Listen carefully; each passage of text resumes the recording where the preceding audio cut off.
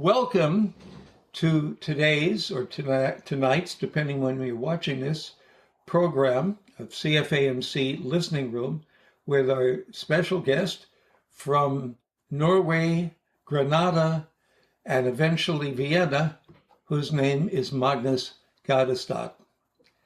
And Magnus has a very remarkable testimony. Of course, the testimony, he didn't invent the testimony. It was a work in progress that God was working.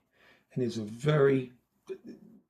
a real Christian guy. Not that everyone here isn't. Okay, we all need help too. Okay, so Magnus is going to tell us from the beginning, whatever you want to tell us, but he's going to spend a little time on his testimony. So we're going to hear it for a while, not just 3 minutes, and then we go on to the music.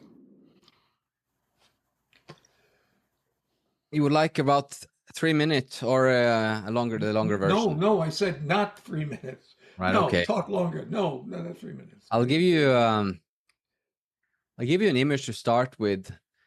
I'm in my early 20s. The music is booming, and I'm high, and I'm drunk, and I'm really waking up after a long slumber in life. Really, living in a very unconscious life as a rock band member and sponsored skateboarder, and I just remember starting to ask myself, is this really all there is to life?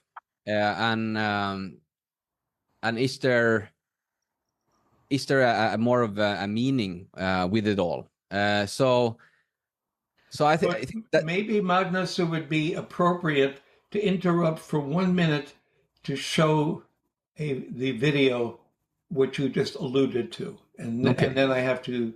So give me a minute, but we're going to go back to that.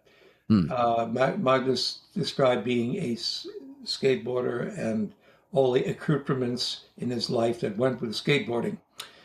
We want to share.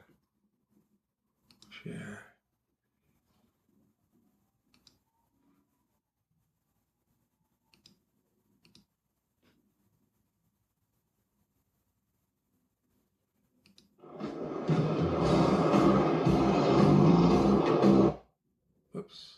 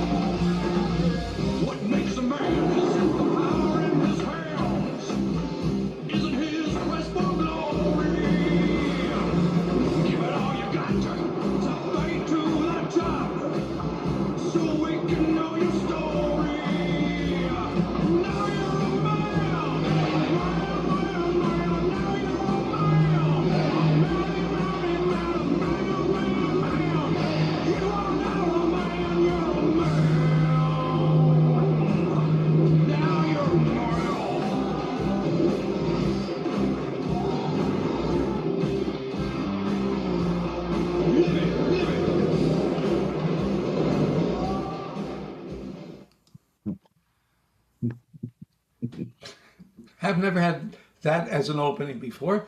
So Magnus, you do that very well. I'm very impressed. I'd asked for your autograph, but I don't have a can of spray paint. Well, thank you very much. Yeah. So if people, if people, you ask people growing up, that would be who they were thinking that I am. But I had, at this time, grow up in a home without God, quite troubled home. Didn't spend much time home, and was out and all the way since I was 11, really out with drinking and just partying and trying to do things, just that type of life for like 10 years already when I was 21. And then I just started to get this sense that there must be something deeper, and I started to wake up more in my life. So what I did, I isolated myself for about 5 months. I got some work at this storage place where I can just go around with headsets, 8 hours a day. And I just worked there for 5 months, and I just didn't talk with anybody like for 5 months. Just went there for 8 hours, then went home and just started to learn, because I never really cared about learning. I usually just slept in classes or, whatever. And um, I started to learn about philosophy and theology, and got into a lot of the new age stuff. So I was thinking, okay, I need to find purpose. So that's why I started studying, and I got these big dreams. And at that point, I wasn't that good of a musician. I had just played in a lot of bands, bass guitar, some guitar, and so since I was 11 years old, I started to stop going to football practice to do some flute practice after school, and then I went into the bass guitar. But I never made any music. I never improvised. I didn't know any music theory, nothing. And I was still like 21 at the time. So I isolated myself. I tried to find some peace of mind, and I started meditation. I started living in the power of now, that type of things, while I was being this super achiever. So now, instead of chasing the meaning of life through pleasure, now I was going to chase it through success. So I just went everything, and I said, I'm going to take music. Seems like music is something I have a potential for. And I'm just going to go pro and be a pro musician. So I didn't know how to do it. So I started going to American College of Norway to get started. And then I moved to San Francisco, and I had long hair, was like in that video. That was around that time. I think, okay, I'm gonna be some sort of touring rocker or something like that. But something happened that changed my life, and I would never expect that this is what would actually lead me closer to Jesus. And that was during a community college in San Francisco. I started just taking different music courses to prepare for a degree in music, and one was called Musical Appreciation. And we had a book there called Listening to Western Music, where this wonderful doctor in music did this ear training and went through the greatest, the music from the last, 600 years, basically. And I was just, this blew my mind. Like, in the beginning, I couldn't quite hear it. I couldn't take in all the classical music, but through training my ear and learning about where it came from, and he was like, okay, this is what Bach was doing, and this is how Michael Jackson is doing the same thing, and this is what, and this is how Elton John is doing it. And it kind of took the potential I had and awakened it. And suddenly I was like able to take in so much more music. And then when I went out in the streets, I suddenly looked at buildings a completely different way. I started to noticing the beauty in music. I noticed it in architecture. Then I saw it in visual arts, and then I saw it in women, and I changed what I was looking for in women. Now I was looking, instead of hot women, I was looking for like this charming and that type of beauty, and I started to change. Instead of being this bad boy, I wanted to be a gentleman suddenly. I thought that is the challenge. That is the coolest thing you can be, is trying to be more noble. So that was the classical tradition had a huge impact on giving me aspiration to strive for something in life that was above the world, so to speak. But my dreams of being getting a music degree and everything was shattered after about 5 months. I was practicing so much guitar that both my hands stopped working. So I had so much inflammation in them that I couldn't even hold a pen. So I had to drop out of school. I went back to Norway, defeated, into the basement of my parents' home, and I was like, what do I do? I couldn't play guitar for over a year. I had to go through 6 different types of treatment. I had a lot of pain. I had a lot of fear. I didn't know if I were ever going to play guitar again. And at this point, you must remember, this was the meaning of my life. Being a musician, that was what I was living for now. That was what kept me out of, just drugs and all of these things. And now this was gone. So I opened a music school while I was waiting to get better, and I rented an old bank building, and I got 40 students, and it was this big thing. So during this time, I had been practicing a lot of guitar, and learned to improvise, these type of things. and then I was in Norway.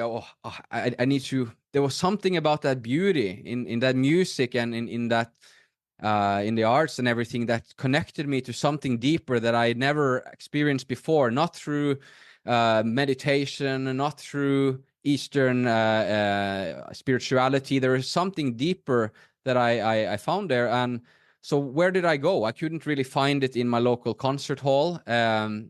There was a lot of more abstract music. I didn't get that connection that transformed me usually in those places. So where did I go? Well, I went to the church for beauty, for the sake of beauty. And I went into that church. It was a local Lutheran church down the street. And I was just sitting there listening to Bach, listening to hymns, listening to gospel music. They had a lot of rich diversity in there, but that beauty was something that kept on grounding me. And I remember the gospel was being preached there. It didn't make any sense to me. Like every time Jesus spoke, I was thinking that really he was speaking about people living in the moment, and I was just subjectively making his word mean whatever I want them to mean. So it was like my eyes and my ears, they couldn't hear and they couldn't really see the truth. But I still was drawn to something deeper than a lot of this new age spirituality, which gave me peace, but it didn't give me the joy. So first it was the beauty that drew me there. Then the next thing that I saw was that there was a shining light in the eyes of Christians that I didn't see in other people, that there was a contentment in the eyes. So the next stage, which opened my heart, that spiritually formed me into wanting God and wanting to even know the truth, was the goodness I saw in the people and the joy I saw in their eyes. And now suddenly one Sunday I was there alone. I think it was the second or third Sunday, between the beautiful music. There was a sermon that was named "The Sin Is Yours." I remember it was in Norwegian, but they basically translate "The Sin Is Yours." And so we're speaking about the responsibility we have and Bible verses as look, see what you have in your own eye before, helping others, all of that. And I remember that through the law and it woke me up, not to the love of God yet, but through my own sin. It started to convict me. That was the first step. So it was like they say in Romans, it was like a mirror. And after that sermon, I remember I suddenly started to feel sad about what was working in me so often. The way I took advantage of women, the way I was so cold, and the selfish life I was living. And I started to feel very bad about that. And that went on for a bit. And then there was another sermon that really had a life-transforming experience on me. And that was, the emphasis was, God calls you first. And that didn't make sense to me with the logical mind, or like, okay, I'm this big sinner. And then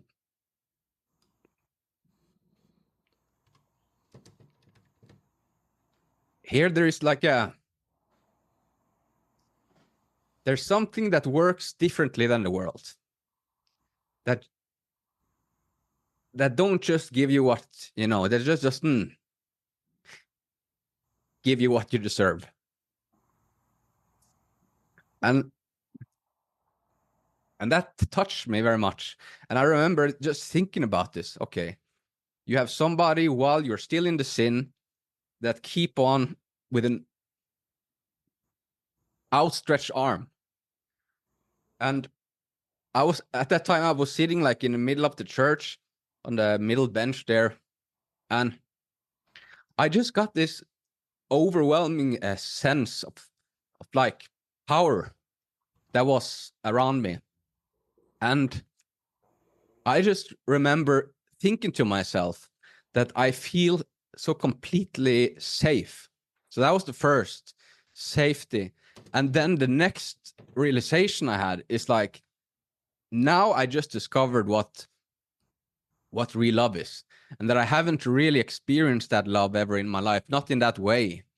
So that's why you'll see in my music, I do emphasize a lot that repentance, is very, very important. And also in the Bible, you see, repent, the kingdom of God is near. It's so much focus on repentance. If we follow the master's way, it's a lot of focus on repentance to be able to open up for that love for people. Because men throw broken things away, but God never uses anybody before he first breaks them. And we need to get small so he can get big in us. So that's why I think it's very important for us musicians to understand that, also that part. And like somebody said on my podcast, Beauty and the Faith, beauty is not always pretty. And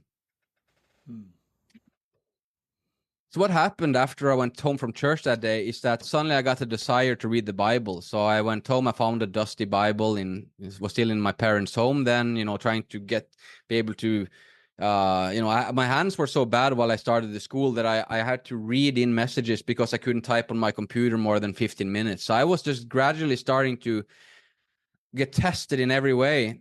But still I kept on putting a big part of my life as music is the meaning of my life. This is my purpose. This is what I live for.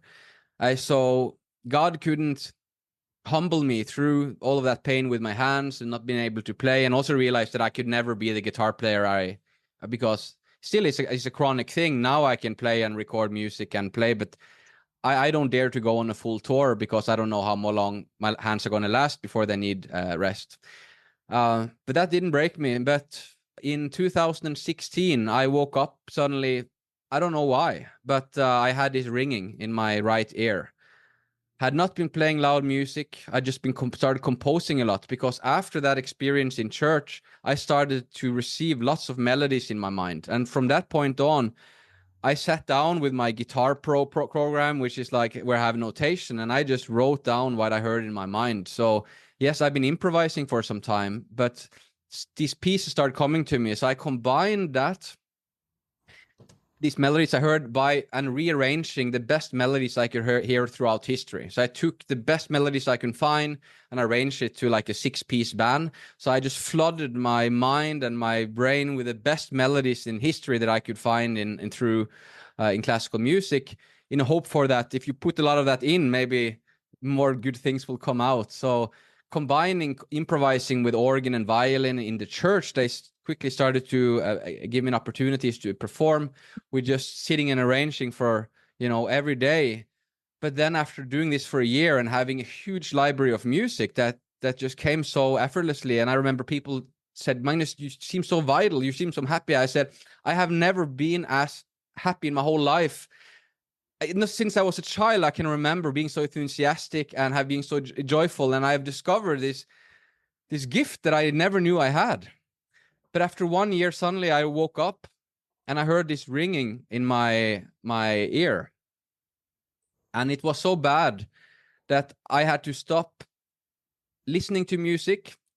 It was so stressful to me. I couldn't really even listen to a movie with sound in case there was any music there. So I just saw movies with subtitles. I just went around silence all the time. And this started just gradually making me crazy. Every day was like a torture to teach, because bad guitar sounds, that's one of the worst things you can listen to. So I just started more and more not wanting to have my school anymore. And so at that point, I had built up 40 students. I was performing in the local church. I was starting to compose music to work with the local orchestra. Everything was taken away. I lost my school. I couldn't listen to music anymore. So I just went around in silence. And the only thing I could do was just listening to music in my own mind.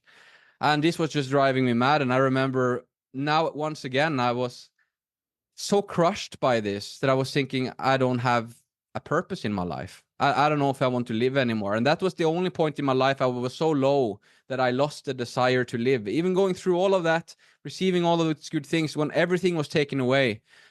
So I said, I have nothing to lose. Let me just move to Spain, get back to my skateboarding. Music now is definitely over. I cannot.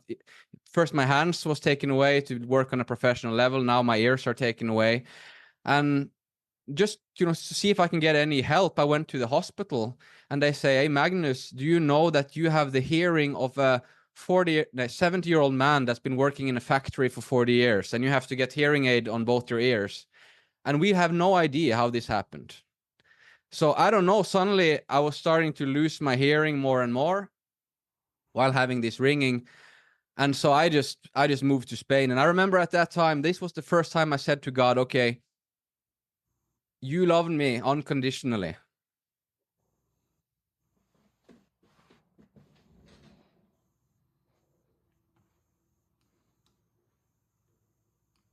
And I'm gonna do the same to you. Even if you take away everything that I love, I want you. And so I come to Barcelona, really just to start. Maybe I'll start a skateboarding school. I can just forget about being a musician. I just have to stay outside. And then the doctor said, "There's nothing you can do about it. This can't be cured." Um, but there was, and this why I think that healing in the church are very present in the God works in very powerfully through other people. And I discovered this drummer in Australia that had really bad tinnitus, and he cured it through fasting and through these extreme regimens. So I said, I'll do everything. But this time I didn't do it because my life wouldn't have meaning, because now I had given myself to God, and I just said, I'm going to love you if you give me this or not. And I think maybe that was what I think it was hard for God to take me through all of that. But I think I had so much pride that I couldn't be broken in any other way. But after he broke me, then he also healed me. So I started going through 2 and 3 days without food and water. I only eat meat for almost a year. I took saunas, I took supplements, I did everything possible to start fixing my cells, because this is of their cell problem. And after about a year, I was good enough to start getting back to music. And that's what I met Sean, because now my hearing was worse. I couldn't finish music anymore. I couldn't trust my ears. I needed to have a producer. And so I took all of this. I still had the melodies coming through my mind. I had this big library, and I started working with him. This is about 5 years ago now. And we start experimenting with all kinds of different music, crossover, pure classical. And we kept going back and forth like that. While I did that, I did a bachelor in theology, keep with a deep desire just to give my life to God and just have a ministry for him. So I just finished that in leadership and theology. My thesis was on beauty and connecting that with spiritual formation, because I think that there are so many people like me that the truth, you could have told me the truth so many times, and I did hear the truth a lot, because Norway is a Christian country and you have a lot of cultural Christians there, never got through to my blind eyes and blind ears. So starting with beauty, I think that's the biggest potential in the church we have for evangelism. So that has been my message more and more. Going through that degree, which was a school which had people from all kinds of different denominations, and I learned a lot of different types of Christians, and I got more and more a desire for the unity of the church, and to bringing the church together in a balance between high church and low church. And I think that should go with music too, that we need to open our creativity again, and start to find more middle grounds between just old classical music or only new modern worship music. This is a time for the composers and the arrangers to really step up and bring in a new song into the church. And beauty was what brought all of these things to me. So I try to be a gap filler and try to fill a gap that I see in the church, and a potential to reach more people through beauty, and deepen their relationship with God. And now this year was a huge breakthrough. There's been four of the pieces have been performed in Vienna. I'm gonna be performed another piece at the church in December. Gonna be joining a competition there next year. Gonna have a new orchestral performance in 2026, and now I'm moving there to again start to perform with my guitar as well. So it's been quite of a journey, to say it the least. And while just to understand spiritually, I said I go from New Age, then I went into the Lutheran church. After being there, I was like, I need to find a way to serve God. And suddenly I met Mormon missionaries on the streets of southern Norway, and I became a Mormon for 18 months while I sacked appliance to be a Freemason to seek the truth in there. And then when I came to Barcelona, I quit that and I joined the Hebrew Roots movement for 1 year because maybe the truth is there. So after I seen the beauty and seen the truth, the goodness, I was so hungry to be sure to find the truth. And then I was in the Hebrew Roots movement, and then we moved after a year, and then I went to a small independent Baptist church, and it was like really grounded me, like in Bible, just really reading the Bible. And then now I ended up in the Presbyterian church, because I think it has a very good, at least parts of it has a very good balance between beauty and good works and truth, and it's just been a place where I started to serve. But through my being in so many churches with so many born again Christians in so many different churches, and seeing people that might be born again and not born again in many churches, I have really come to a point where I think I want to work more in a holistic and ecumenical way, and my message is together for beauty. Wow. I was just taking notes, trying to condense what you're saying, and I'll read what I have here. From pleasure to success, to beauty, to church, to sin consciousness, to God's love, to melody, to joy, to silence, to commitment, to humility, to beauty. And then going to little side group things, Freemason, Jewish roots, Baptist, Presbyterian. I guess I'd have to include Lutheran in that too, which of course I am. Anyway, and what's moving to is when we see people giving a testimony and it moves them. That's an indication it's for real. And I've certainly experienced what he describes as you see it in people's eyes when they're Christian. And sometimes they've even asked someone, are you a Christian? When you see something in their face, it shows. But that's a very wonderful testimony you gave us. And I don't know what to do next. Hear a piece of music, or have people want to comment or ask a question or say something, or is that appropriate later on? I'm not sure. Maybe the composer can tell me.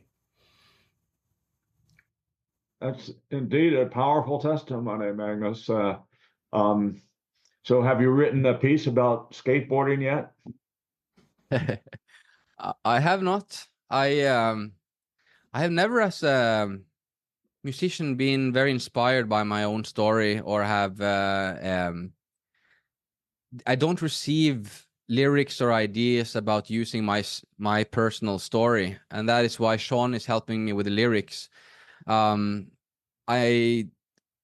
just focused on more of the objective truths. I use pieces of Bach's lyrics and translate them to English, and do variations of that, or bring out some ideas from the Bible. But sharing my story through the music, it's just never been something that comes to me. So, but I create the visions, the vision of the story that should be in the music, that reflects the music, and I have the Bible verses and how things develop, and then Sean is very good with words, and somehow the end result is like exactly what I would want to say if I only had that gift, but I don't have that gift. So I understand there are several things I'm weak at.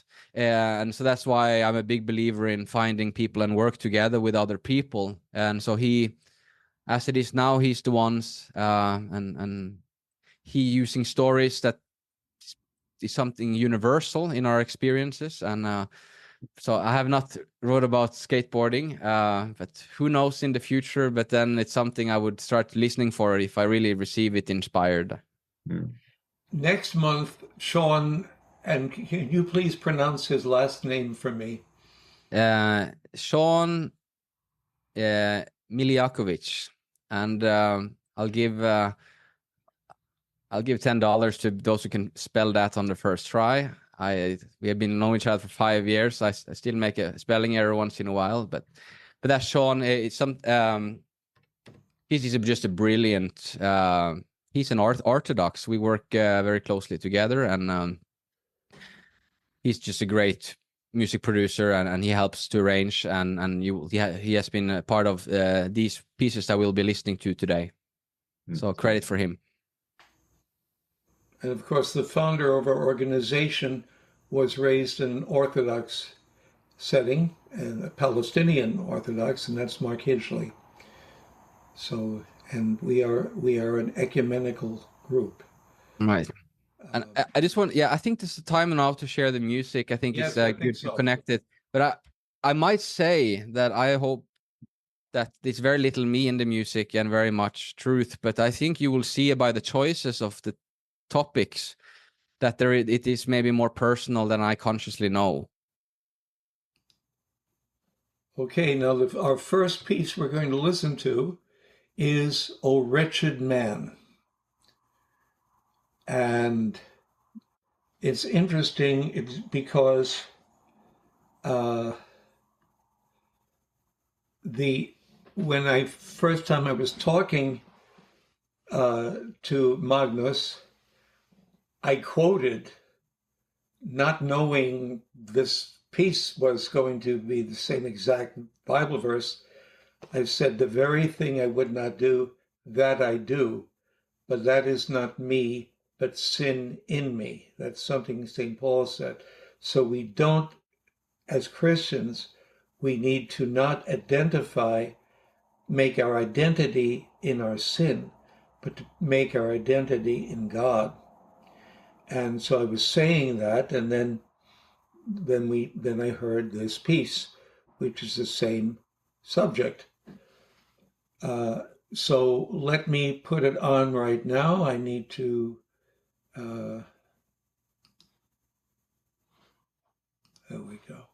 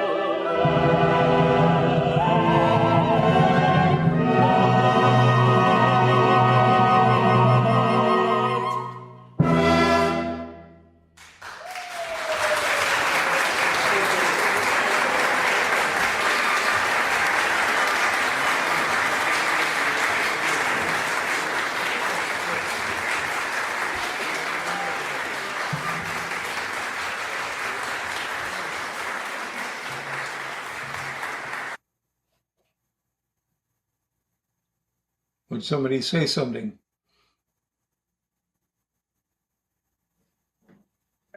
Question. Which came first? Your melodies and then the scripture, and then Sean getting the actual words? What was the order? I would think that this piece, just as about 95% is a clear melodic theme that comes first. This theme, the intro, came while I was walking in some small classical streets at Mallorca, in an island outside Spain. I can still remember this. And then I take my phone and I hum that melody into the phone. It's usually like that. Many of an idea we will listen to later, the Kingdom of Victory, came in the same way while I was in a hotel lobby during a guitar training conference in Chicago. So usually these things comes in some sort of unique place, and so this was like that. Then there's usually two ideas that comes pretty quickly. I'll put them together, then I'll form the whole structure of the piece, usually in a similar to a popular structure, so that I can reach a wider audience but still keep that depth. So I think the more I have predictability in form, the more I can go further away with, for example, more advanced playing, for example. Yes, so it was like that. First I called it darkness. I couldn't put word on it, so that is I just called it darkness for a long time. But it was always that, both the violin in the solo section, and when she was singing this da, da, da, da, da, da, this was always a sense that this was going to be the tempter. There's going to be, originally it was in flute, but we rearranged it for now, that there was going to be this, now the temptation is this, but it wasn't clear yet, and more it became clear, really how I needed to present the whole gospel through my music. And then it just became clear that part of that spiritual struggle with sin, and that piece just immediately came to my mind. So yeah, so it's a range really of melodic themes that are being arranged in different ways. That's the core, how it always starts, and this was the same way. Thank you. My first thought was that I was hearing an unknown movement from Peer Gynt, or if not the one by Grieg, I think of a more recent Norwegian composer. I can't remember if it was Harold Severud or Edvard Fiflet-Brain, or one of those, but also wrote a Peer Gynt. So if not Grieg, the later one. But it had a very catchy walking tune. The one suggestion I might make is that it goes on for some length in the same tonal region, and I think it might be effective in the center part of it somewhere to move to a different harmonic movement or harmonic area. Yep. I think that's a very good idea. Yes. You do have one noticeable place about, I don't know, 3 minutes into the music where there's a radical change of key center, and the mood changes. It's very striking. Do you know what I'm talking about exactly? There's a certain place like that. It's a bit metal, this section. It reminds me of the Norwegian black metal or something. Whoa, it's a bit Wagner almost. Like it's this type of drop, a bit evil. And I think this type of sound, we're going to use that in other pieces too. I have another piece we're working on now called The Enemy Within. And so, in modernism, you can use some of the atonality to create that type of very strong tension. But I look more into, for example, metal music, and you look at there's possible to make some sort of beauty, but at the same time there you have some of these evil intervals, and I think that can be very effective in storytelling as contrast. This arrangement in the verse, I'm aware of that it's too thin, and that's a little bit with the editing. You can't hear the plucking of the strings, but really it had this, when we have arranged it before, it has this swelling. So dot dot dot.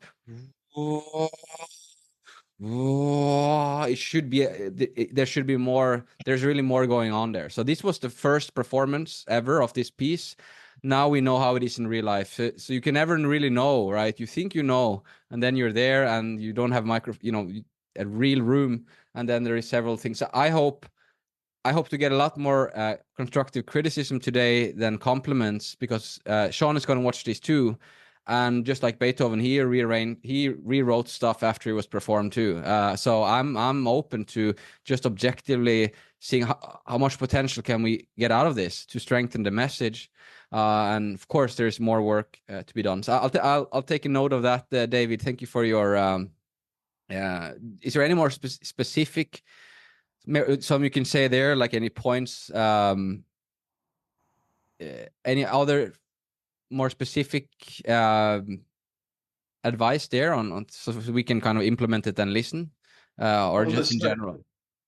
Not really a suggestion, but I just, especially hearing how the piece developed, how well it captured the tension in the scripture from that, I think it's chapter 7 of Romans. It really caught what Paul was talking about. So whatever changes you make, be sure you don't lose that character.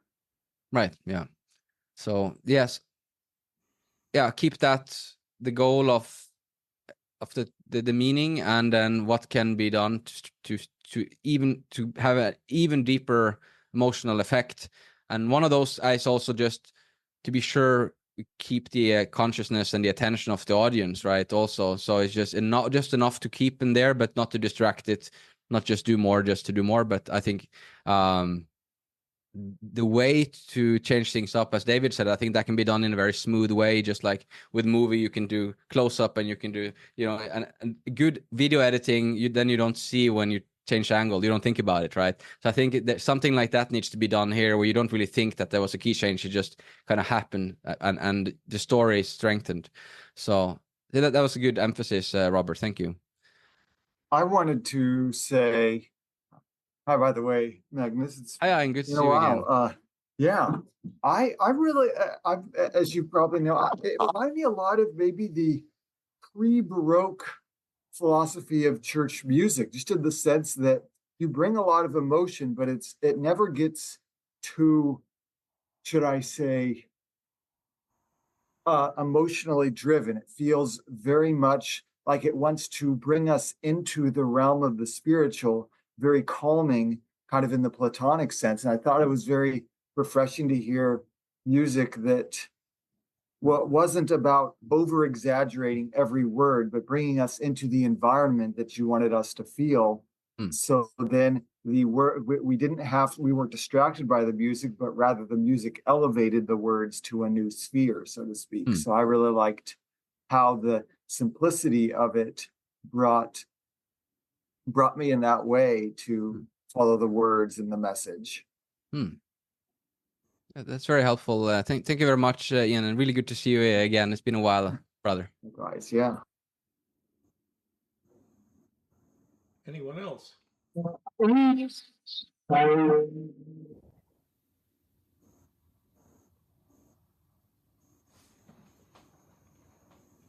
Who said that? James? But now I don't hear you. Well, the microphone went dead. Yeah, okay. Yeah. And if anyone gets ideas, just email me. It's just my name, Magnus@gautestad.com, my personal email. If anybody gets some ideas that comes after or whatever, just email me with your ideas. We really take it into consideration, and we are very open to improve and correct. Could you end with a fugue? Don't do that. Yeah. Okay, we got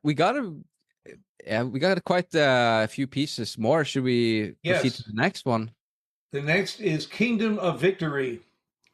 And I think you got a choice of one of the two here.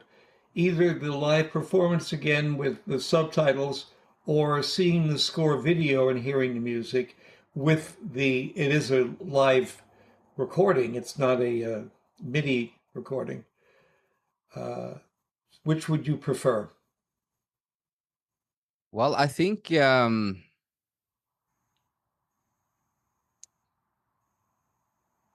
so the score video is, I think the the best one here would be the live performance again, to really see how it sounds in real life, because that at the end, that's what matters. So this is a little bit slower than it's supposed to be. It has a certain power to it as well, but you can just imagine it should be a little bit faster. But other than that, it gives you a good idea. So Okay. and you could feel free to read up that program notes real quick. It just would take you like 20 seconds. Just read the program notes for the piece. Okay. Experience the triumphant spirit of this powerful anthem inspired by the biblical theme of God's kingdom. This uplifting piece paints a vivid picture of humanity's reason to be hopeful in the spiritual fight against evil. That's the best way to win a victory, by the way. The song celebrates both the past, present, and future promise of God's victorious rule. Kingdom of Victory not only stirs the soul, but also encourages believers to rejoice in their faith in its divine purpose.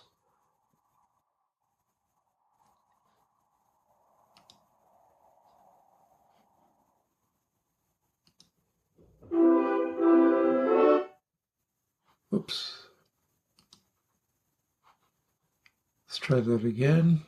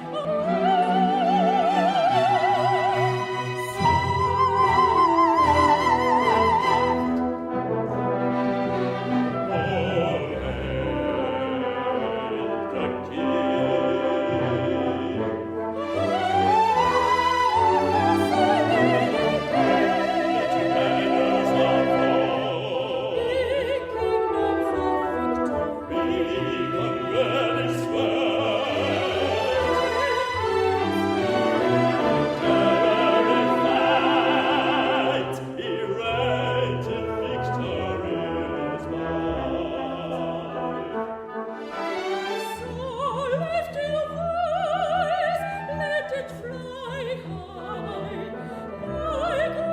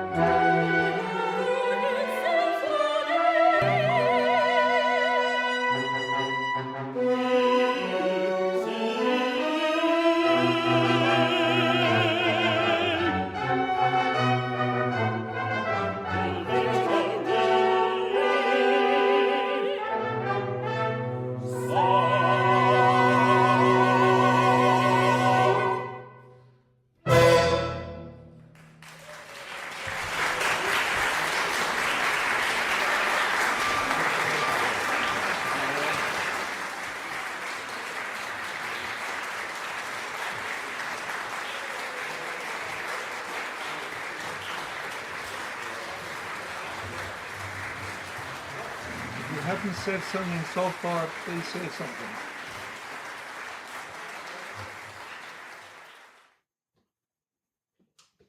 May we speak if we've commented previously? If no one, yeah, of course.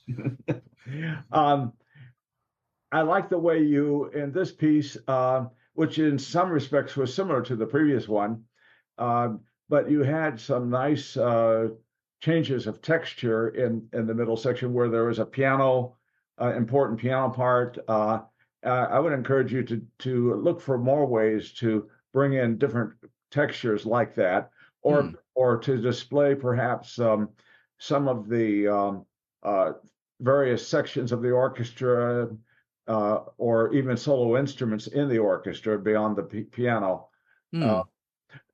What I said about the tonality of the last piece, as someone pointed out, you did go to different key areas, but I believe that it would be good in this work and the previous one also if you could spend a little bit more time in these other key areas, so that you didn't always come back after each traversal to a new tonal center immediately back to the tonic key. You're right. I think a more extended section will give the ear additional interest in some kind of a structure. For instance, of course, the sonata allegro form, you'll have an exposition with two themes, and the second theme is usually in a completely different key. It could be the relative major or minor, or it could be the dominant key, or something like that. And you might consider some kind of a formal approach to your key centers. Yes, I think that's very good feedback. In the two next pieces, we modulate the last chorus or the last section of the song. It goes up a whole step, so that creates a bit more of that effect you're saying. But it is small. It's just kind of a standard kind of that last chorus punch. But I think we can explore that more. It's very, very powerful to drop down and. Thinking about it is strange that we haven't just discussed, be more conscious of that. And that's exactly the wake-up call I need now. So that makes a lot of sense. That was very clear, David. Thank you for your feedback. Certainly. I guess I would add to basically say amen to what David said there. And I'm looking, I guess, for a little bit more tonality center variety, perhaps. Like he said, a more extended portion in the middle of it somewhere that was not going back to the basic opening and closing tonality. Thank you for confirming that. There were several just small moments where I felt that you were going out to a different tonal area. Including this nice kind of sequence, like da da da da da da da. I can't remember exactly what it sounded like, but it was some sort of staircase. But it never went. None of these instances really went on. And I think that you should like using these moments to kind of launch into a different key. Because I felt that the concert E was extremely prevalent throughout. Yeah. Thank you. I appreciate it. I'll take a note of that. It was hard for me to tell with all the reverb in the room, but when you described what the piece was going to be about, I was expecting more tertian harmonies than I was hearing. It seemed like a lot of very open voiced chords. I couldn't really tell for sure with through what I was getting through the sound, but it sounded more maybe menacing than it did joyful to me, just from what I could hear. And how could this be? Because there is a contrast, a storytelling there of the trial, but staying hopeful on top of it. So in a piece like that, it should reflect the hope above the struggle and not the struggle itself is a celebrative piece. So what are some elements that could bring in more of a happy camper, a happy militant fighter, so to speak, which knows he's gonna win? And how can we get that? It's tough, but it's still it brings a smile on your face. So how can we do that? Well, your perspective on how to convey the emotions and meanings that you're wanting to say are going to be different than anybody else's. So it may be just what you want, but I was just more of that. Going way back in the centuries, more of that English sound when harmony kind of became more tertian as opposed to the medieval sounds with the fifths and fourths. Yes, I thought about some of the same things. I thought about like Handel and how he uses trumpets in triads and more triumphant way. You could perhaps look at to that and have some inspiration. Yeah. I had the same impression that it was a movement that was very much like a homage to God, a very formal and court-like celebration. And you could bring the joy could enter if you would also more relate all the rich melodic material that's happening also in the orchestra, also into the voicing of the two singing people. They are singing like a bit more in the arioso style than in the real aria style. If you would link more the formulas that they sing, orchestra, it would be perhaps more joyful. But the formal aspect of I thought of something in the inner temple of Jerusalem, a great celebration with the high priest singing the glory of God. But you could bring in more the joy of the crowds and of the whole humanity by having also daring perhaps to have melodies that are really Mozartian and Hubble, like with a just a small descending or ascending module. It gives directly this understandability, and if there is joy in it, it will pass immediately to the audience. I think also we hear also, I must say, in the two pieces, it's difficult to judge because the orchestra, you need a better orchestra to let come over the power of this music. So the orchestra, so with a real professional orchestra, this music will come, and a lot of things that we discuss here will not bother us that much if we hear it in a really an orchestra that gives a lot of energy and a lot of commitment to the play. So that is also a matter that's not of the composition level, but of the level of the engagement of the musicians that can give both in two pieces more convincing and more understood to your pieces overall. So some things that you would think that needs improvement are in fact good to go, but with an orchestra that really pushes the sound. Also, I wanted to say about the piece about the wretched man. I didn't look at the lyrics because it was hidden by my command bar of the computer.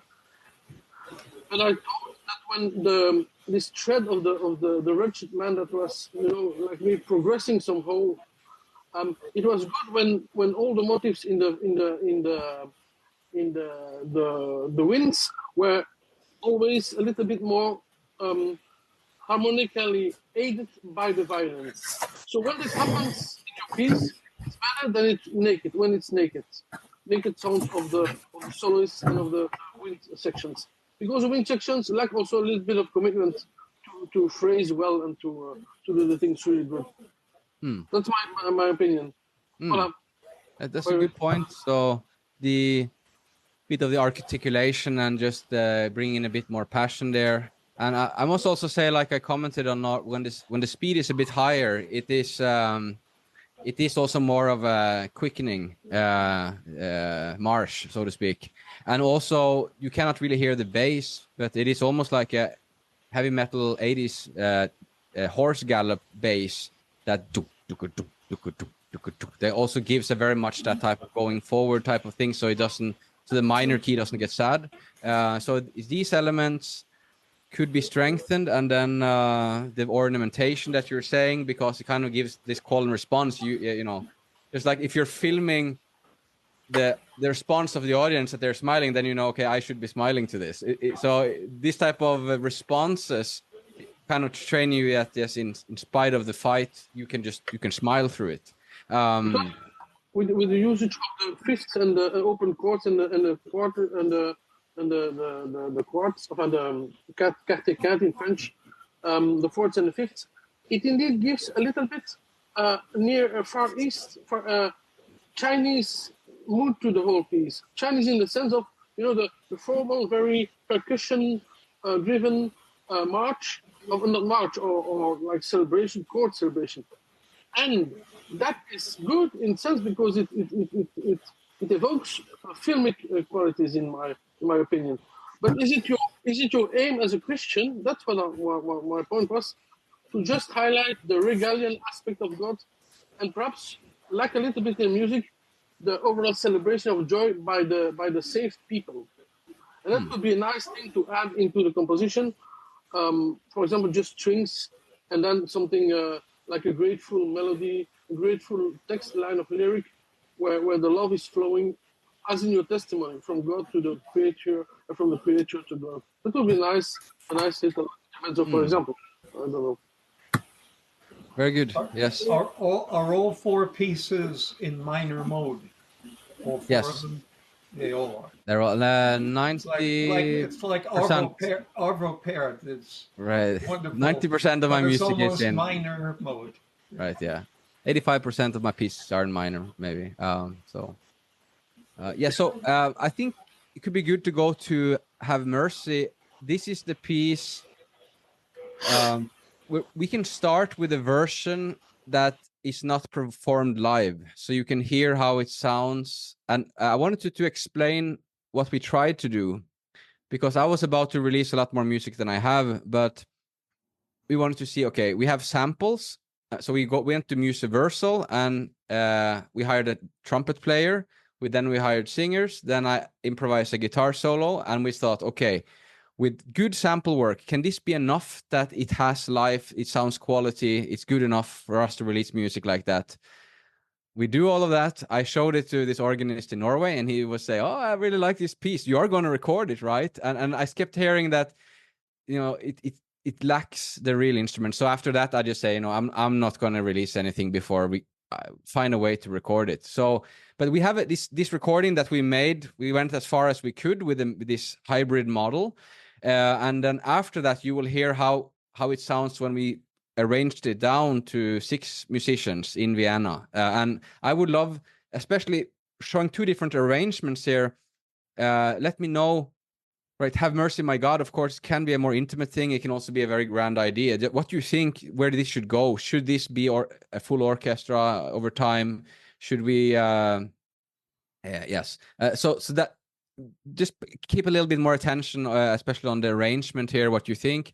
And if you please, you can read the program notes quickly, Bill, and put on that version with, not from Vienna, but the other part. Okay, well, we have 2 recordings here. We have a score video and live performance. Yes, so score. And then we have the alternative arrangement with painting of St. Peter. I don't think you want that. Yes, that must. No, it is. No. Okay, so this is the one with we see a score, and is it Have Mercy? Have Mercy, My God, score video. Yes. Okay. So we got all right. Fine. No, it's not that one. It's the other one. Well, the other one I have here is with painting of St. Peter. Yes, it must be that one. Okay. All right, do you want me to play this one? Okay, I will do that. This piece is very. Now is it? But the instruments, the both electronic and instruments are the same, or are they different? In the one with the painting.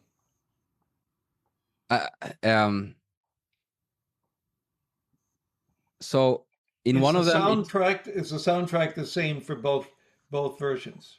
it's different soundtrack on both, because one is a mix between bigger orchestration and some samples and 3 recorded instruments. The other one is just a live recording from Vienna in a smaller setting. You can hear how that works. That's the one with the painting.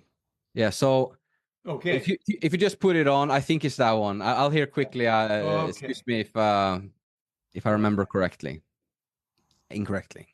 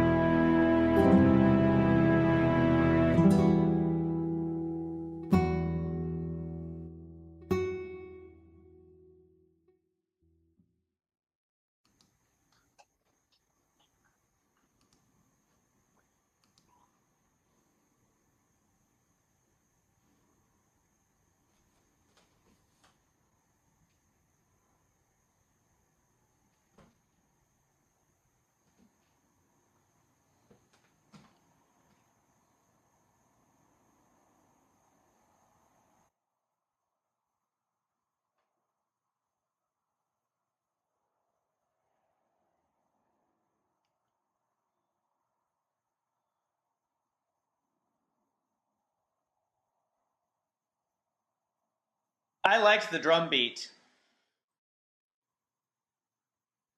Yeah, me too. I say that as someone who doesn't like rock and roll all that much, but I thought it was a good.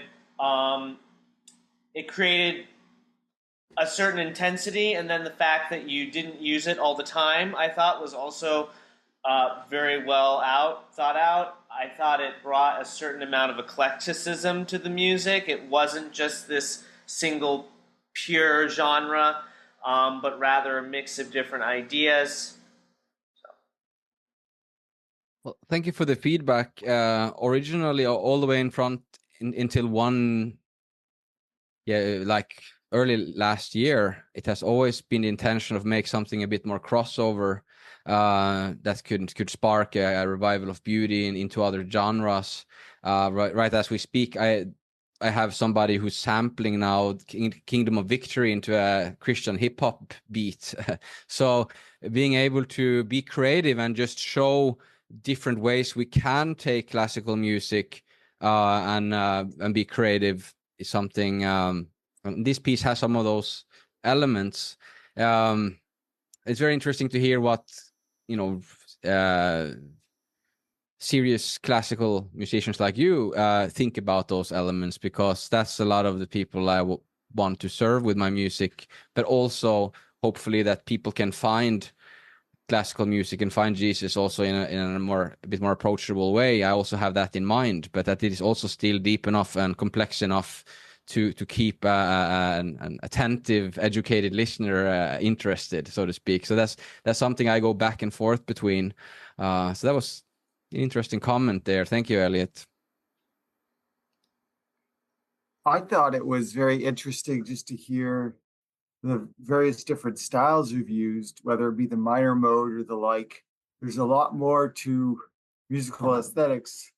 The mode, the major or minor can say something, but the tempos, I think, have a lot more to say about the way we feel like moving or the like. And so you bring some very interesting articulations, tempos, and phrasing that I think really helps give this a unique feel of energy, even compared with the other one, with a drum beat as opposed to strings and the like.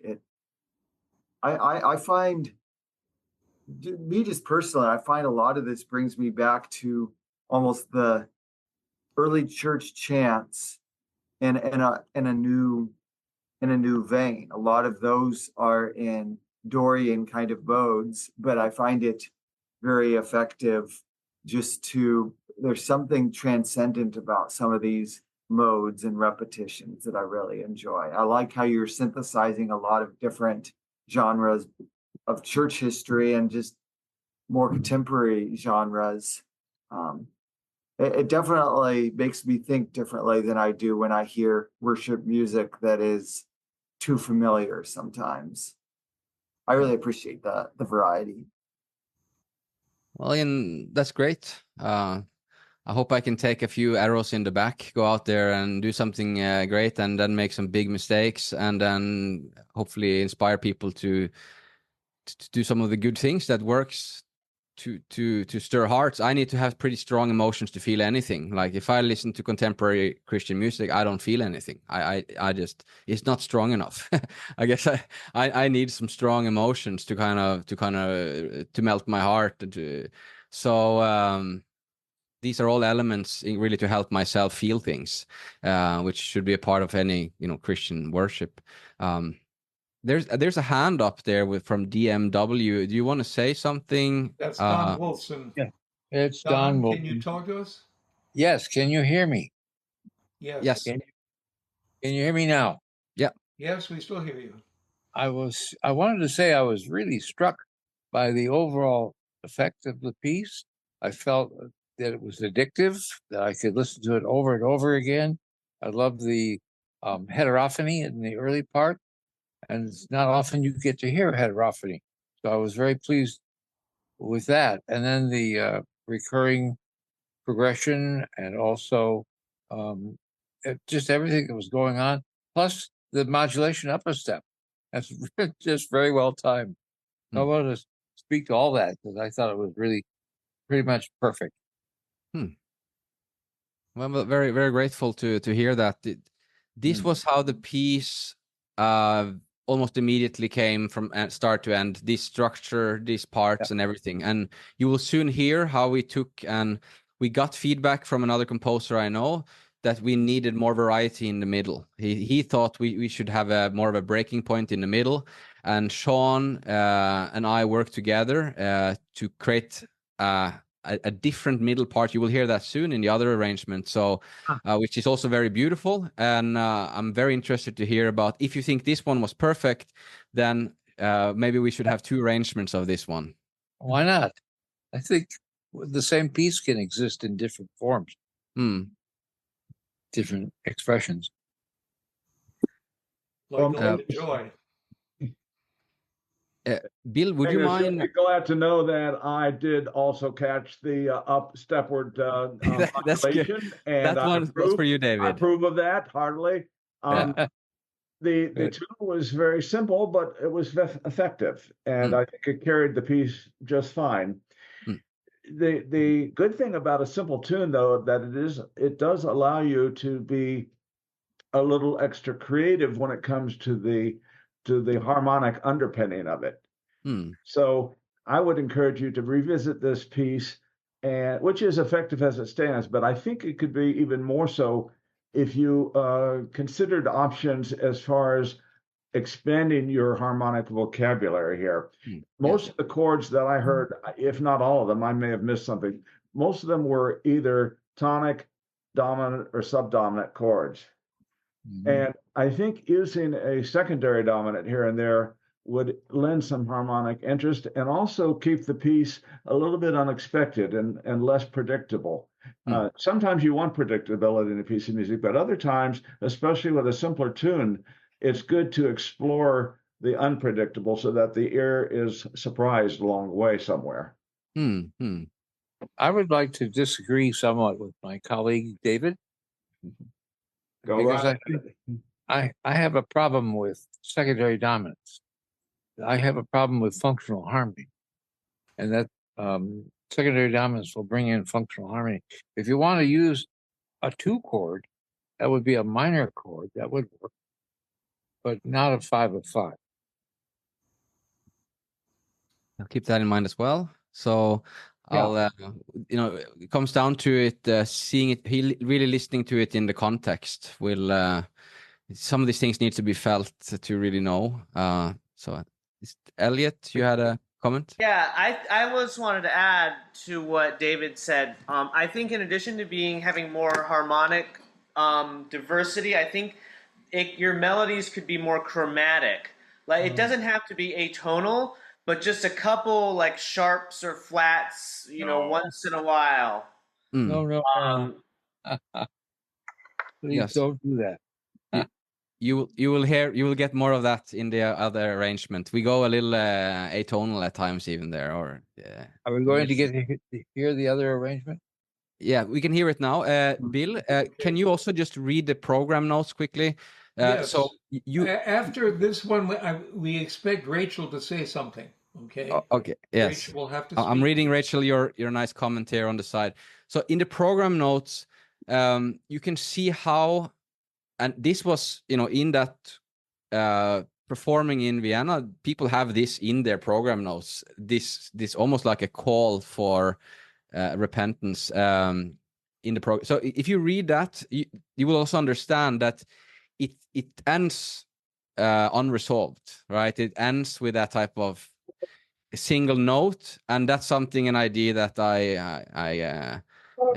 I took from Chopin, right? You get that kind of ending a little bit, and it's not fully resolved. But then I have a point about that is clarified in the program notes. So it's not because the world is meaningless that it doesn't resolve or anything like that. It's because they are to resolve it through prayer. So can you just read the program notes before we hear the second version? Certainly.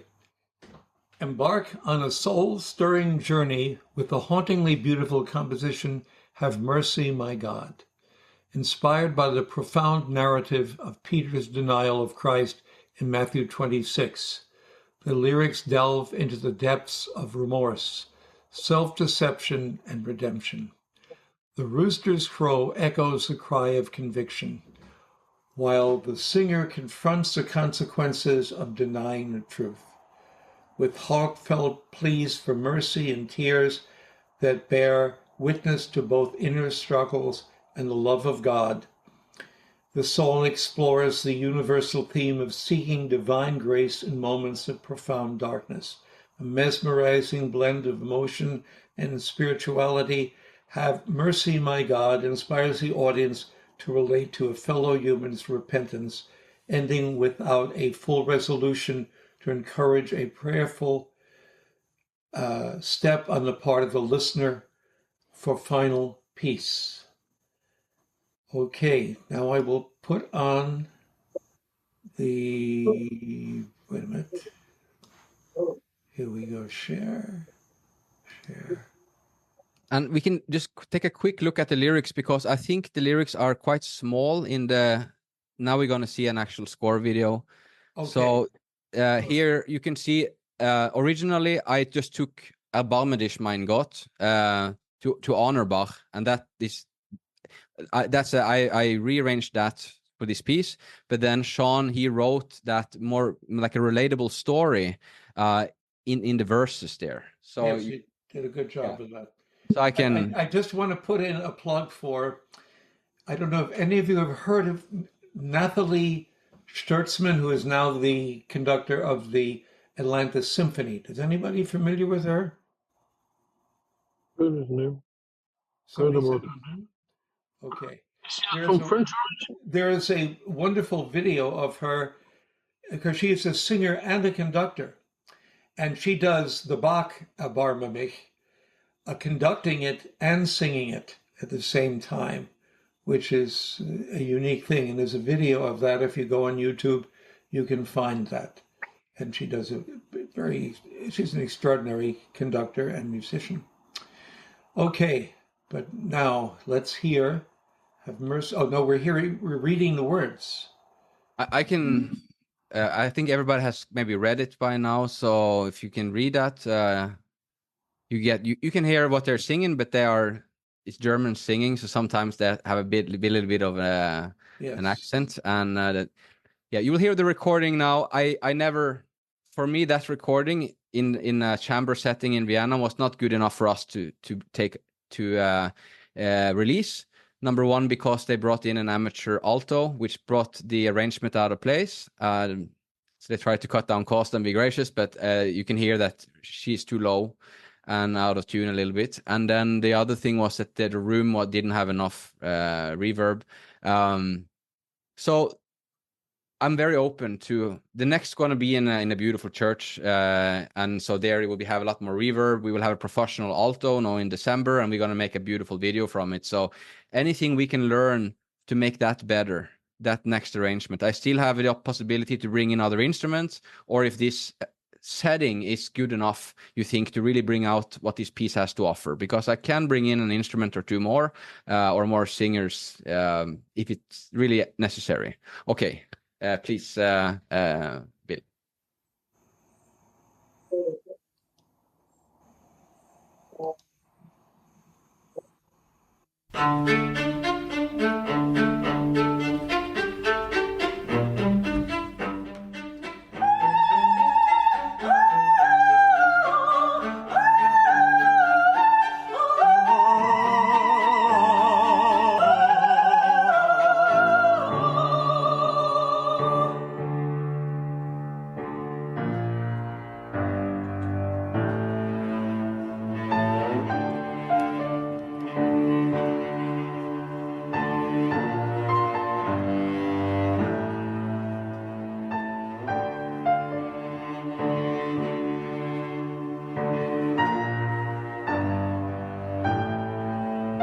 The rooster's crow, like a cry, still rings in my mind. Denying you was blind, to myself I lied.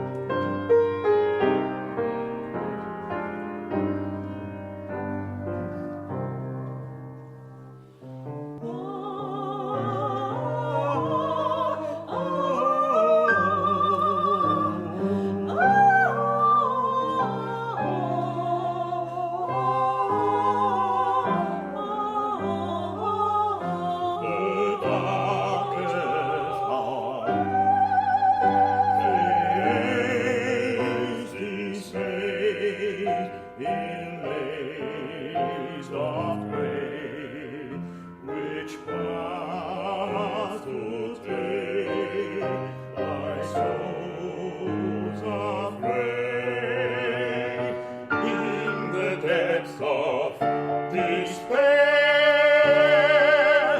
I call your name.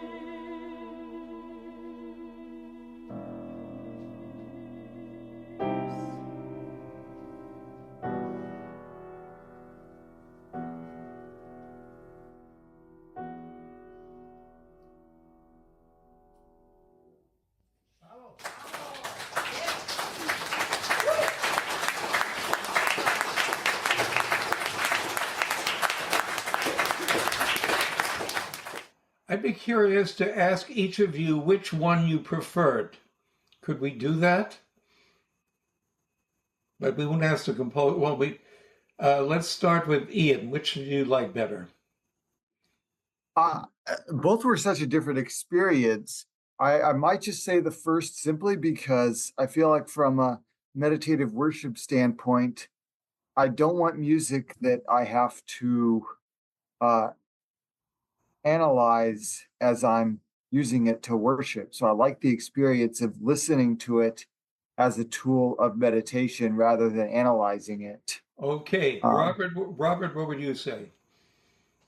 I like the first one also better, but I think it was more an issue of balance and texture of the recording environment. I think it was just a better production was the main issue. Randy, what do you say? Definitely the first one. I thought that served the musical ideas the best. So the first one. Oh no, come on. The guy that looks the most like a composer of anybody on the screen right now, and I'm forgetting your first name, you are French, Dimitri. Thank you, Dimitri. Which one? You look a lot like a composer. You make the rest of us look not like composers at all. Okay. I don't know. Well, it's not the looks that counts, it's the sound. But thank you. But there is the same reason as Robert. I think the sound production with the virtual instruments is giving the full potential of the music better. And also the melody here is pure. It's in the form of the first version. And I like overall, your path as a composer, Magnus, it shows that you serve the text and that you serve above even the text, the faith element that's brought by the text. And so, when you stick to this connection to the text and to the meaning, and sometimes to the simplicity of the meaning, is the most honest and the most powerful thing. If you then start to add, as in the second person, more complex structures like this quartet of voices and these staccatos in the voices and so on, it's fine, but it then becomes more concert music, and it needs then a professional production. So I didn't catch which one did you like better, the first or the second? First one. Okay. Yeah. Rachel. I preferred the first. I felt he was just more balanced and refined, and it's just more to probably my personal preference more than anything. Okay, John. Well, I would say that, there's a lot of good about the first one. Somehow the tempo, though, on the second one kind of kept my attention a little bit more. So I sort of liked the tempo at which it went anyway. I'd also like to say I'm just really impressed with the way in general that this is a good example of God being the hound of heaven, going after Magnus. I really appreciate his testimony. David, are you still there? Yes, I'm still here. Which one? I like as far as the harmonic diversity and the textural variety, I like the second one better, but along with Ian, I agree that the first one was a little more conducive to a worship experience, and probably its simplicity was more effective in that regard. Okay. So, Elliot. Excuse me just a second. Oh, yes. I have a commitment, so I'm going to have to leave you all now, but Magnus, please keep up the good work. Please keep writing and getting feedback and constructive criticism, and I will look forward to hearing what you produce going forward. Thank you very much, David. You've been very helpful. Thank you so much for sharing, and I appreciate it. Yes. I bid you all farewell, and I look forward to seeing you in the conference. God bless you. Don't carry any more records up the stairs, please. No more records up the stairs. Make it cassettes. Okay. Right. Elliot, which one? I like the second one better. I thought it was more harmonically interesting, and I think that there were a lot of interesting moments, like the choral section where the male parts were going huh, huh, huh. I thought that it was a very unique texture. I thought that the last 2 or 3 chords were really amazing, so I'm going to go with the second one. Okay, James. I concur. Can you hear me, Bill? James is next. James. Yes. James, are you asleep? James. James Worth. He might be Bill, asleep. can you hear me? Yeah, Don, hold on. Yeah. Betty, which one? Are you asking me? Betty, which one? Oh, Betty is muted. Definitely the first one. Definitely the first one.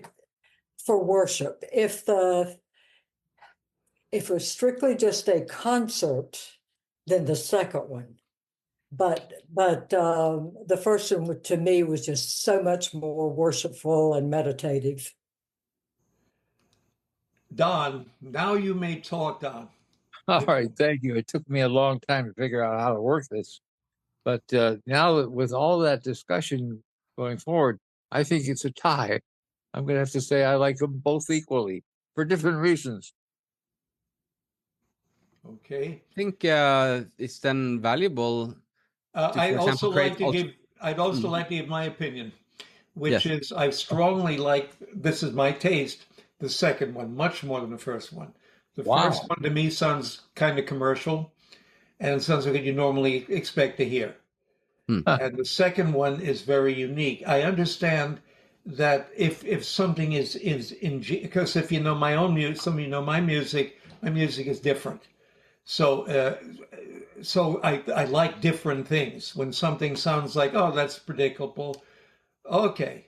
Yeah, if I wanted to do it in my church, I would want the first one because the Yeah, congregation, I wouldn't want them to walk out. good But point. but the second one is a lot more ingenuity in it, and in so many ways, and that's actually my favorite piece of the four that I've heard. I would say would be that piece. But people have different taste, and as Sly and the Family Stone so wisely said, and so on and so on, and Scooby Dooby Dooby Doo Sha Sha, we got to live together. And I don't know about James. He is still asleep, and maybe he just has a frozen picture. Anyway, so that I don't know if that constitutes a vote or not. Are we Um, hearing anything? Yes, speak, yes, composer. Yes, sir. what I'm trying to figure out is having the right music for the right circumstances and things like that, and where there is potential. Which And is for what is the example, audience? yeah, so we were supposed, Have Mercy My God, we were supposed to do that in the orchestra version, really. But then we did it in a chamber setting instead because it's a more intimate piece. We thought we have to have the orchestra for example, Kingdom of Victory for it to work. So we prioritize like that. But the idea is then to have Mercy My God as the next, 40, 50 piece orchestra piece. And Which then which you consider the orchestra version, the one with the painting of Peter, or the one with the yes. score?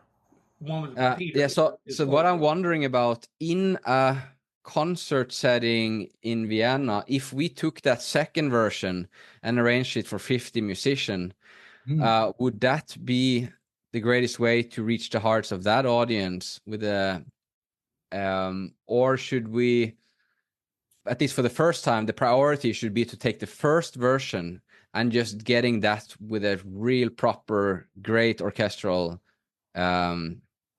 version? Which one of those two, if I have 50 musicians, which one should we start with? Which one will be most important? And then we can create an alternative version later. But where should we start? Sounds like majority of the people here picked the first one we heard. First one, yeah. Yeah. I was thinking that the second one, what was really missing was it needed a choir. And I thought that just the timbre of a choir would fit the lyrics and the style so much better than the solo voices. Yes, that's what I hoped when performing that piece in this old church in December. Then the voices would blend much more beautifully. But I really think that almost all the pieces that I write would work with very nicely with a choir, and so that is the goal, to bring in choirs on these. And even if they're going to be played in a church, you can then say, here's some notes, some simple way of joining. And so when you, for example, have a tour, you play there, the congregation can sing along to two of the pieces, and they have suddenly 15 people that can be the choir, and you bring 10 musicians, for example. So I'm thinking of ways like that to engage, to worship together without becoming too complex. I think that can be a great model, without having to, carry around a full choir on a tour bus, but actually engaging the churches. So I hope some of these can be simple enough. At least you can have a couple of solo voices, and then you have a choirs behind, so that can work really well. So don't take yourself too seriously, though. Lighten up. Right, yeah. Okay. The last. What about the remaining piece? Are we the remaining piece has been one of my greatest struggles, and it is on the darkest topic that I can imagine, and it's tied into I had a lot of fear of death when I grew up, because I was so afraid of eternity. So that's why I kept busy all the time, and might have led to many of my addictions, because I couldn't stand the thought of eternity just never stopping, and kind of being alone in that, and it never stops. That most horrifying thought, kind of being abandoned and alone there. And I didn't have any spiritual counsel, so I didn't know how to get that peace around eternity and death. And then I wanted to make a piece again with Wachtauf of Bach, where he emphasizes the virgins, and there is it's a joyful tune because it is those virgins that have oil in their lamp. But I wanted to make a piece about those virgins that did not have oil in their lamp. that was rejected by Jesus, and it is too late. And this piece is that's such a horrifying, but sometimes the fear of God leads to wisdom.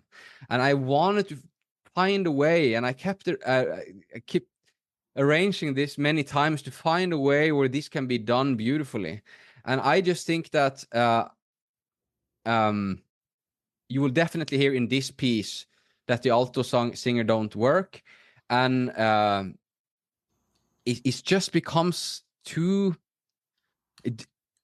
I'm not able to find the right arrangement really to express that idea. I just know it's just been on my heart for so long that I want to have one of my pieces actually bringing fear of what will happen if you don't have oil in your lamp, if you're not saved, as just a full, in a setting where you have a variety, almost like a musical, right? So this alone has too little hope in it. It doesn't have the whole gospel in it. It has to be presented really together with another piece. So I hoped maybe originally this is a much bigger arrangement, and I tried with gospel crossover and all kinds of things, and it had a huge guitar solo before. It has one bridge which is a bit hopeful, but it's just, for me, it's just so dark, and in one way a bit ugly, even though it has many beautiful melodies. So we can put it on. If we can just quickly read the lyrics and the program notes, and I know we are already 2 hours, but it would just give us some context. And I would really appreciate you telling me, is there potential here? Where can this one go? That's one of the things I most want feedback on, because I need to have this yesterday in the Catholic Church. It was my wife and I we go to a few different places, and that was the Wise and Foolish versions was the reading. At least I think it was that one, unless there's some other place I was. I think it's that one, but that was the reading for that day. And that's a disturbing one. It's the opposite of "Behold, I stand at the door and knock." It's like, I'm not opening the door for you. It's quite different. Anyway, let's listen to Sleepers Wake. And if we introduce it as well, I think it will help us to interpret the music so you understand what it should serve. Okay. So if you first read the program notes and then allow them to listen to just see the lyrics. The mesmerizing soundscape of Sleepers Awake is a musical interpretation of the parable of the 10 virgins in Matthew 25, emphasizing the foolish ones instead of the wise, in contrast to J.S. Bach's piece with the same title.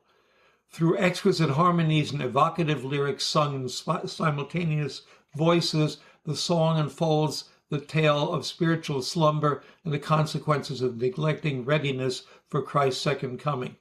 As the darkness surrounds them, the rejected plea to, quote, open the door of heaven echoes the urgency to embrace spiritual awakening.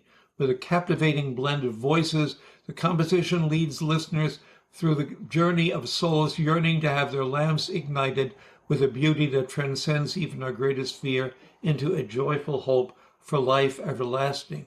You want me to read the lyrics too? Yeah, I think we can. Okay. If you share the screen too, it's a quite fast to read through. Okay. But, yes. Yeah. All right. Oh well, and you want me to read them out loud and share it on the screen? Or? Yeah, I think that would be the best. Or okay. we just give them 30 seconds to read through it, in case it's too small in the. Okay, but we see the score here as well. Let me make that. Oh, I want to make it bigger actually, and I can scroll. Okay. Oh, the folly of neglect. Let me step in. Darkness around me. Door was shut. Let me step in. Darkness around me. Oh, can you hear my cries in the twilight, out of time? Oh, the folly of neglect. Oh, the price to pay. Open the door. Forever closed, away you go. Let me step in. Darkness around me. Oh, can you hear my cries in the twilight, out of time? These are very fine words. Sean did a very good job. Oh, the folly of neglect. Oh, the price to pay. Awake time has come to ignite our lamps, our souls away. Awake, arise. Let me step in. Darkness around me. Oh, can you hear my cries in the twilight, out of time? Oh, the folly of neglect. Oh, the price to pay. Lead me some of your light, lend me some of your light. Truly I tell you, I don't know you. Lord, Lord, they say, a call unfolds. Too late they came, oh, too late. Oh Lord, can you hear my cries? Save me some of yours. Alas, my light is no more. That is a mysterious reading, passage. And it's a good one to pray about. It's certainly very serious. Okay, let me put on the, here we go, make this large.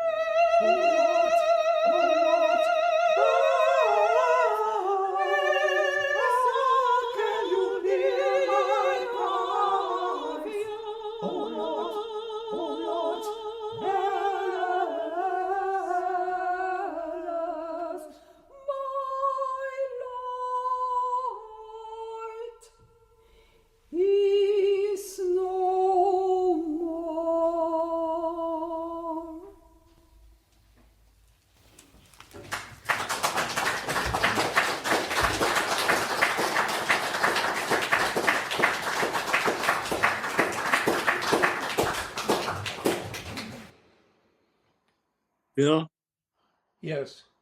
that's very effective. The thinning out at the end. Yes. One The solo ending voice. that Very ending is dramatic. very, very effective. Yeah. Yes. Extremely. Good job.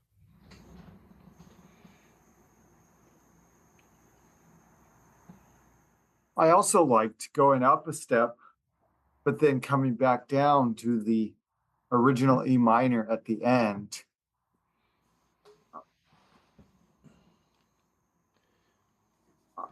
I enjoy the I well I would do it. I think so I've had this conversation with some people. Well, I might do it differently. I really like the way that your progressions and the like allow me to meditate on the words in a way that I'm not always able to do in music that is in other styles. I find it very conducive for me to think about the text and feel it in a very simplistic way. So I really enjoy your musical language. Thank you for the feedback. Elliot, thank you for your feedback today. I think also that the writing of the choral parts, I say choral parts rather than vocal parts, because it's quite polyphonic. And if each of the voices had the strength of one section in a choir, it would be wow. Yes, this one, if there's one piece of all of these pieces that should work very well with a choir and a big sound, even the singers came over to me and they just said, this piece needs to have a place that isn't so dry. They immediately intuitively knew that. And whenever I hear it, it's like this, whoa, this big sound. So but I thought it would work also to have it more intimately, because you have that very separateness, and so it might work in both situations. I was thinking we should not have this performed. I can have this performed in the church in December as well. Maybe not the right piece in December, that's the other thing, but they said it was okay. It was a bit early December. But I was thinking it's too dark. I think it has to be together in a bigger story. After that, I think if anything, the gospel in all its glory would be perfect after that piece, right? But I cannot have "A Mercy, My God" and that's it. I think I have to complement that. For example, with my piece "Comforter," which is in major and it's with flute and it's much, it's very peaceful. It have to be if I'm going to be presenting the gospel properly, I think this needs to be a very uplifting piece after that. But where can this go? Should this be played with a full orchestra like it is now, with a choir setting, or how could this be perfect? This piece has so much potential. It's just dripping with opportunities of where you could go with it. It could work with the instrumentation you had. I think it could work quite fine, but it would also be beautiful with an orchestra as well. So many different things you could do with it, and I was just thrilled listening to this one and at the opportunities that it presents. There's so much you could do with this. You could keep it simple as it is, and it could work, or you could really polish it up and expand upon it. It's just I was thrilled to hear this one and excited for what you've done and to see where you're going to take it. Wow, that's very encouraging. That means a lot. Thank you so much. That will be beautiful words that will strengthen my soul on a rainy day. It's humbling and also very empowering to get that feedback. And I'm glad you see the potential of how this can keep on being alive and keep on working on it. I think that's a beautiful thing with the piece, that we can keep on bringing new life into even the things we have. And actually, I was just looking up to double check. Yesterday's reading and Catholic readings, so they have readings for every day of the year, was that passage, the Matthew 25 version. And so if you're looking for a place where it would fit, you're too late, which is good because that's what the five virgins that came too late. So you're one day too late to use the music. I'm making a joke, kind of. I'm making a joke because we're not confined to a certain day of the year either.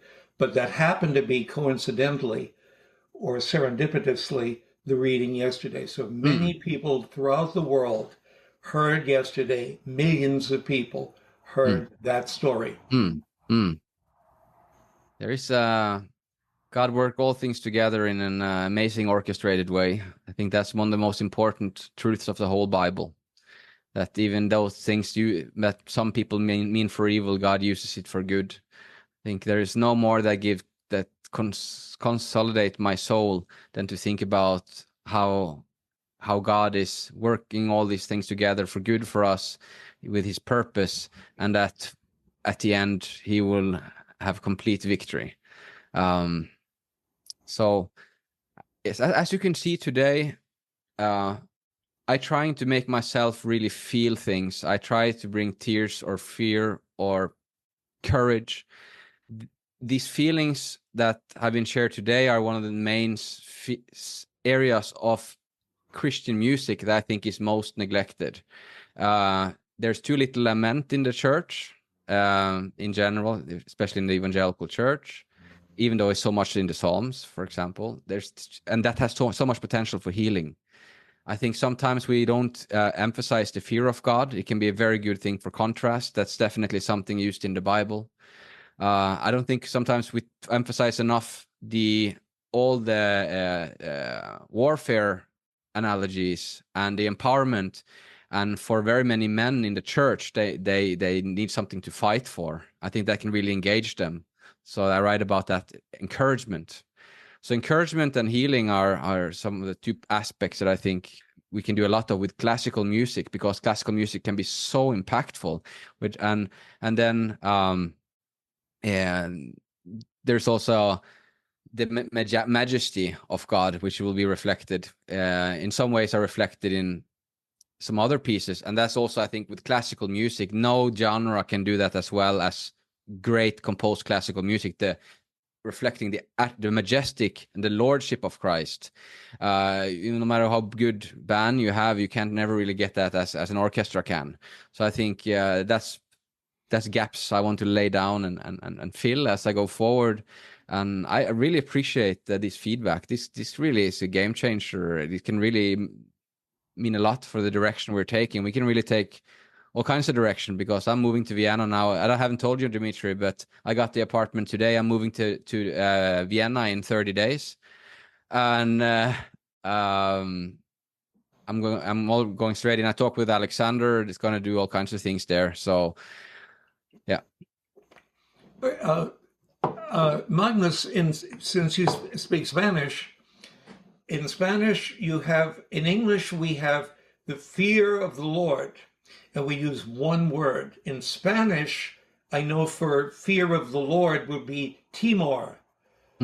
What is the other word in Spanish for fear? If you're afraid of the guy walking down the street who's bigger than you, what would that be? Well, my Spanish is more on a conversational, small talk level. Sorry. In the neo-catechumenal group I'm in, we have many people who are Spanish. And so I don't remember, but there is a different word. So in English, we have that one word, but in Spanish, we have two. There are other examples of that, Peter, do you agape me? Lord, you know I philia you. And then the third time, finally, he says, do you philia me? And then Peter says, Lord, you have philia you. We translate all those words as love in English, and that really is an error not to have another word for that. So in the fear of God is an awe of God. It's a different thing than being scared of God and hiding from God like Adam and Eve did. Right. Yeah, I think the word reverence is a very good word that we don't use too much in our language now. But having a reverence for Christ, submit to each other out of a reverence for God. So it's a mix of respect, really, more like a respect, but in a healthy, fearful way. So at least, you know, I gotta have strong. I need tough love, right, to stay in check. And so at least for people like me, this having a fear of the Lord, really like, and also have a real sorrow for sin, things like that, has been very important for me to surrender to God and His will, and to help me to love Him. And ultimately, the highest purpose of all of this is to do everything only for the love of God first, right? So, but that His will show us that. Is there any other feedback? I think we have shared everything now here, and I don't know if there's any. We've gone for 2 hours and 20 minutes. I'm sure we need you've set a new record. Yeah. Well, that's great. It seems people are engaged, and that we're able to touch some hearts. And we thank each person that spoke. James, good morning. You woke up, and that the peace of God, which passes human understanding, kept you there very effectively. Now, our next guest next month will be Sean, and I cannot pronounce his last name, but yes, you can. Magnus. I can, and I'll look at his last name now to do my best. He's going to watch this recording, so I just want to be sure I don't miss any of those beautiful Serbian nuances. So, Sean Milijasevic, something like that. Sean could not be here today because of something he had to do. So he will have his own session with his music. He has not, as the brilliant composer and arranger and producer is, he has not really released that much music. He has some piano music. He has some here and there. Maybe he's building up to the right moment to start his ministry. I think he can really blossom out a lot. Right now, he gets a lot of fulfillment just working with me and complementing each other. He's very motivated to that. We're going to be arranging and working together, but he wants to share some of his music. And if there was any questions or more something about the orchestration or the lyrics or anything like that, which which he has done great work on, then you can also ask him. I just wanted to tell you that the next time you can also ask him about some of his takes about some of the work you heard today. So I guess we can also repeat the music. I mean, sometimes it's good to hear a piece twice. You know, maybe one of the pieces might be a bit new for people, and you can hear a bit what Sean. He's more of a technical guy than me. He will probably give you more analysis and say he provided this and that and all these pieces because of this. And he provided the lyrics. And it seems like the music comes first before the lyrics for you. Is that correct? Yes, music first. We get the main idea, and then some of the orchestral elements comes to emphasize these things. You will hear there are things that happens in the orchestrations that brings out those words. So it goes a bit back and forth, but I usually arrange maybe, when I make music, I arrange maybe for 10 instruments, something like that. And then he takes it and fix my, which is just more or less into, I know basic theory, but it's more or less intuitive, just hearing all the layers, and then he, with his knowledge, are able to go as big as he needs to, and he knows the limits of the instruments, and he helps with all of those things. So he can provide more ideas if you like the way he's orchestrating. And the orchestras didn't perform perfectly. The recording is not perfectly. When you hear, for example, just hear his MIDI, you will hear more details that is very nicely balanced. But it can be hard on the first try to make everything work in a big. I understand that. So, but he has a great mind, and I think can be interested to hear him. He will probably emphasize other things about every piece or two. So maybe we can mix that in with his original work, and you will see a bit how that works. So now I would like to ask someone to close us with prayer.